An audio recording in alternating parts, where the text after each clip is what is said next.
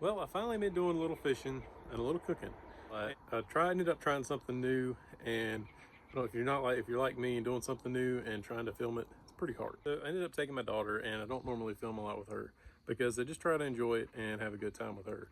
But we went and we'd heard they were on the banks and tried to beat the banks, and it was not working out. I mean, we fished for about 3 hours and couldn't catch a single fish on the banks. We had a really good cold spell come through, and it just really messed them up. So ended up ordering some stuff from Cabela's about 2 or 3 weeks ago, and ended up ordering some jigs, and I'll show them to you. But we ended up trolling with them, and actually did really good. And I'm gonna kind of explain to you what we did. I am completely new to trolling for crappie. So this may be old news. I don't know. You may have heard of this and this technique and what I've been doing, but I'm gonna share it with you and make some crappie tacos. We got 6 out today, all kind of staggered out, all different colors. We got yellow, white, pink, and black rods, not lures. Yeah, don't snag the banana, that's bad luck. Just wind slow and kind of pump. There you go. It's not bad. Good job. How's that for not bad? You're good at flicking them. Yeah, that's the best part. There you go. Wind slow.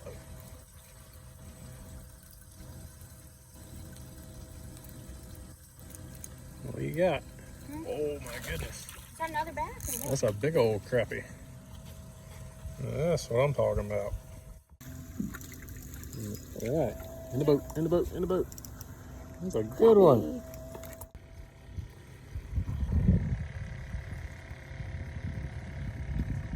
What we got? Hey, we got a nice little crappie. Keep whining. There you go. All right, stop whining. Swing him to me. Swing the rod up. Whoa, good job. Good job. Flying crappie. Another good one. On the orange. Got it? Yep, you can put him in there. Wow. Just a little Roadrunner tip with a minnow.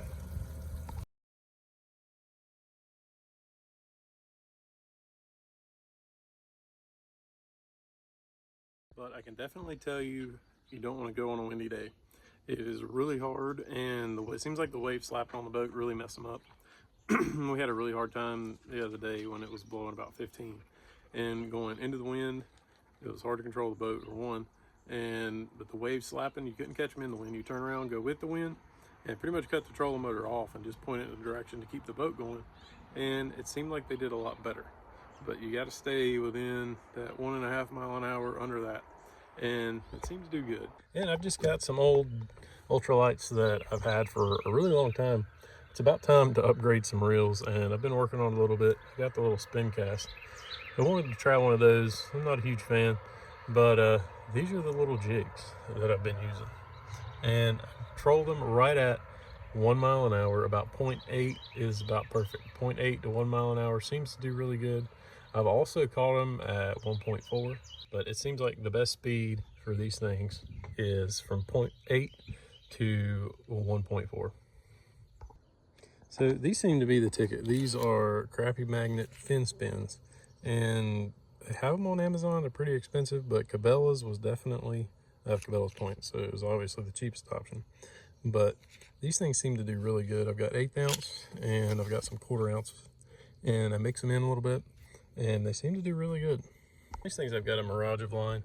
I've got some 8 pounds, some 6 pounds. 6 pounds seems to do really good for getting it down and keeping it a little bit deeper. 8 pound seems to be about the middle ground. 10 pound works just fine too. I've caught it on all of them. So it all kind of, I think it's good to have different line. It kind of staggers them in the water column. And if it's like it is right now and you're really trying to just find them and they're kind of all scattered throughout the water columns and different areas, the depths, having a different depth range seems to really help.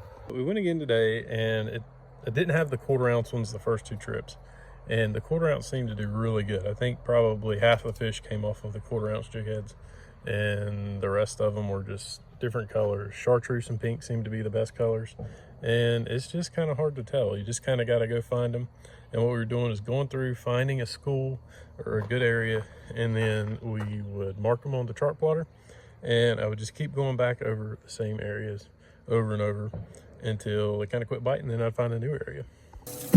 Well, we didn't do too bad, especially for trolling, Which I know nothing about. This one's probably the bigger one. Oh no, that one's pretty big. No, that's definitely the biggest one. 3, 4,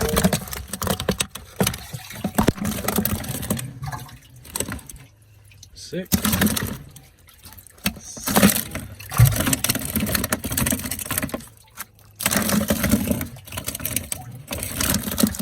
7,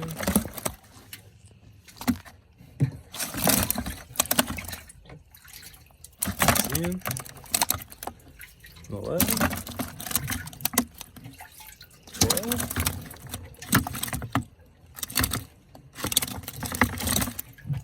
13, 14. I guess it. Not too shabby. Not the best. I've done better, but a couple hours is all it took. Oh, I've got a good thick bed of ice. And Crappie, you gotta ice down really good. And then go ahead and spread that. And then put another layer on top. That right there is pretty good. Not too shabby. I think I'm gonna like trolling. Yeah, I'm good and covered. I might, when I get home, I'll throw a little more on there to make sure they're all good and covered. Get them iced down real good so that meat isn't so mushy. Not too bad. For 4 hours, 22. Where's the big one? That's probably one of the bigger ones. Yeah, that's pretty. I think there's a bigger one in there. We'll see. Let's dump it out.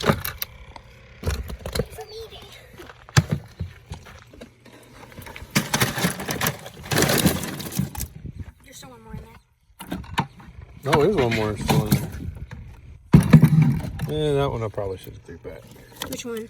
That one right there. That one's a little. I don't remember putting that one in there. That must have been when you were ready to go. That's some pretty. I think that's the big one right there. That one's pretty good size. I mean, there's no huge ones, but that's pretty good. Who's this one? Yeah. So I've got my highly sought after, very expensive cleaning table here, made especially by Henry Ford. And this thing has cleaned a lot of fish. There's been a lot of fish on this tailgate, so they're not too bad. I'm gonna just start right behind the head at an angle and get the meat behind the head. And bigger fish are kind of hard. You got a big rib cage to break through. Break through that.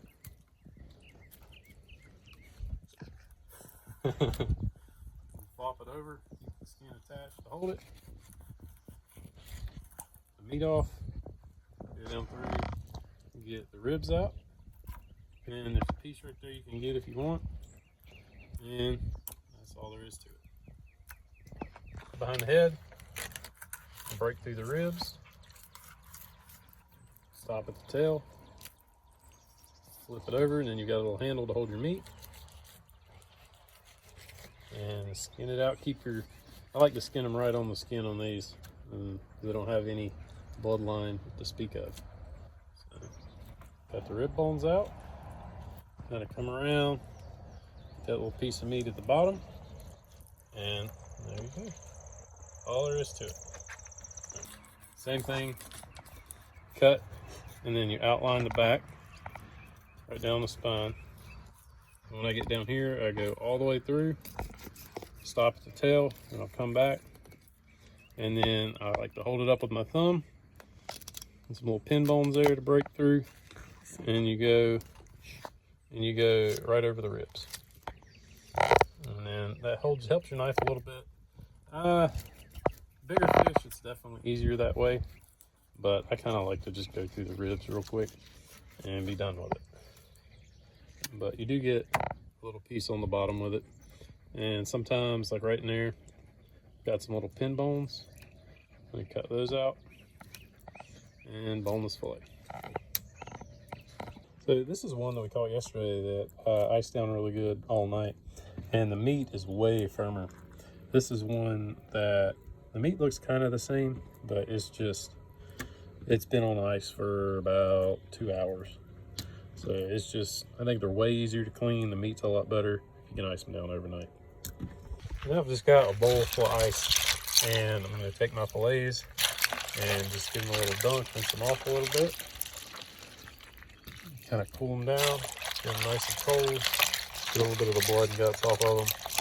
Try to keep them pretty clean as a fillet, but the water is freezing cold. All right, so I got my cutting board hiked up here, and I'm just kind of not squeezing, but pressing a little bit of the water out and letting it drain off so you don't have as much moisture in here from rinsing them, and trying to get them as dry as I can before I put them back in the bowl to take them to the house and finish working them up. So the moisture is not your friend on keeping fish firm and fresh. So now they're still really cold, and I got a lot of that water out. Got them rinsed off one time, which is good enough. And I'm gonna get them back in the bowl and run back to the house and get them bagged up, wrapped up in paper towels. I've got the fish back at the house, and I've got a big old wad of paper towels in there, probably 6 or 7 paper towels. So I'm gonna split this fish in half. I don't like to put too much in a bag. And I'm gonna put probably half of it in there, and then put some more paper towels on top, seal it up real tight, and put it in the refrigerator. And it'll stay good like this for almost a week. But you gotta keep the moisture out, or it just turns to mush and it's no good. Yeah, I've got my oven preheating to 400, and I've got a 9x13. Just gonna give it a little spritz with some, I think this is olive oil. And I'm gonna lay my fish out. Just lay it out. You don't have to get too much gap in between. Kind of like a little tight so the butter doesn't just all go to the bottom. Get the whole bottom of the pan covered. All right, so I've got the whole bottom of the pan covered. I've got a half stick of melted butter, and I'm just gonna pour that all over the top. You could go a little lighter on the butter, but butter makes fish better. Then I'm gonna take and just kind of smother that out, or smear it out all over the fish. Get it good and coated.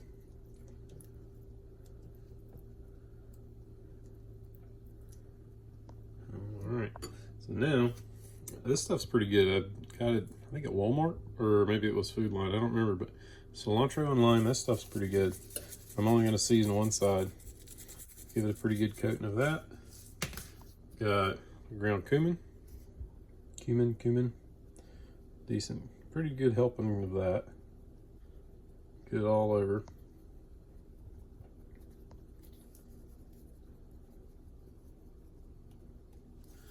And this is chili powder. This is spicy Indian chili powder. You can use just regular chili powder if you want. I like a little spice to it. We're only doing one side so we can go a little heavy. And a little black pepper.